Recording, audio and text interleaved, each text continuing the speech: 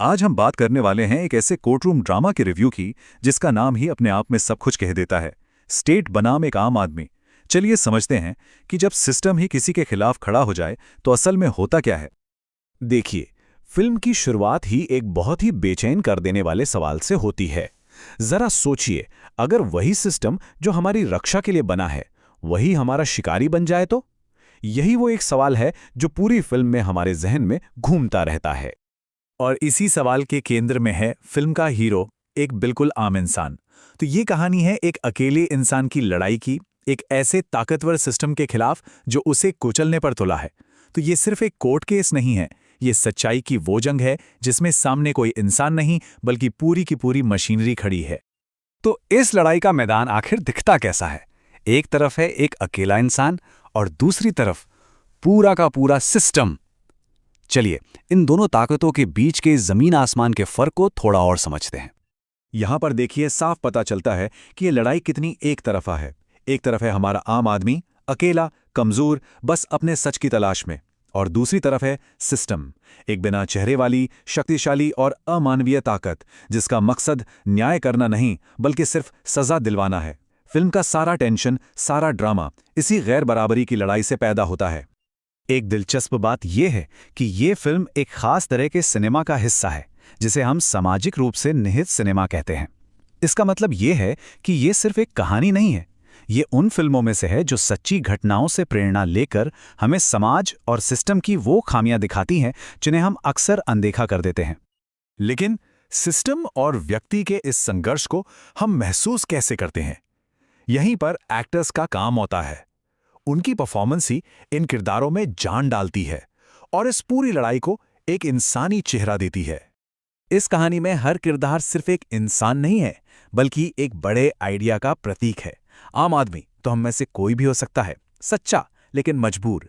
सरकारी वकील उस सरकारी मशीनरी का चेहरा है जो बेहद तीखी और आक्रामक है। वहीं बचाव पक्ष का वकील हमारी नैतिकता और विवेक की आवाज बनकर सामने आता है।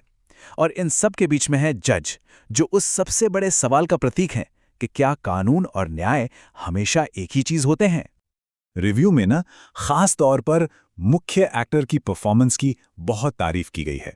उनका अभिनय लाउड या नाटकीय नहीं बल्कि एकदम सच्चा और ठहरा हुआ है, और इसी वजह से दर्शक उनकी लाचारी और उनके दर्द से सीधे कनेक्ट कर पाते हैं। यही इमोशनल कनेक्शन इस फिल्म को इतना असरदार बना देता है। तो एक तरफ तो है दमदार एक्टिंग, लेकिन उसे पर्दे पर असरदार बनाने के लिए डायरेक्टर की कला भी उतनी ही जरूरी है। चलिए अब ये समझते हैं कि डायरेक्टर ने किन तकनीकों का इस्तेमाल करके इस तनाव भरे और असली लगने वाले माहौल को स्क्रीन पर उतारा है। डायरेक्टर ने यहाँ 3 कमाल की तकनीकों का इस्तेमाल किया है। सबसे पहले उन्होंने बहुत ही मिनिमलिस्ट स्टाइल अपनाई है, जिसमें लंबे लंबे शॉट से तनाव धीरे धीरे बढ़ता है बिना किसी फालतू ड्रामे के। फिर आते हैं पैने संवाद, जो कानूनी तौर पर बिल्कुल सटीक हैं पर साथ ही इमोशन से भी भरे हुए हैं। और आखिर में सूक्ष्म संगीत का इस्तेमाल किया गया है। ये म्यूजिक माहौल को टेंशन वाला तो बनाता है पर इतना हल्का है कि हमारा ध्यान कभी भी किरदारों से नहीं हटता। फिल्म की सिनेमाटोग्राफी और एडिटिंग भी इसी रियलिस्टिक सूच को और पक्का करती है। कैमरा वर्क ऐसा है कि दर्शक खुद को उस घुटन भरे कोर्टरूम में महसूस करने लगता है और आरोपी के अकेलेपन को सच में फील कर पाता है। और एकदम कसी हुई एडिटिंग ये पक्का करती है कि फिल्म की पकड़ कहीं भी ढीली ना पड़े। तो इन सभी बातों को देखने के बाद समीक्षक यानी रिव्यूअर का आखिरी फैसला क्या है? चलिए देखते हैं फिल्म की सबसे बड़ी ताकत क्या थी और कहां थोड़ी कमी रह गई। तो रिव्यू के मुताबिक फिल्म की सबसे बड़ी खूबी है इसकी सच्चाई।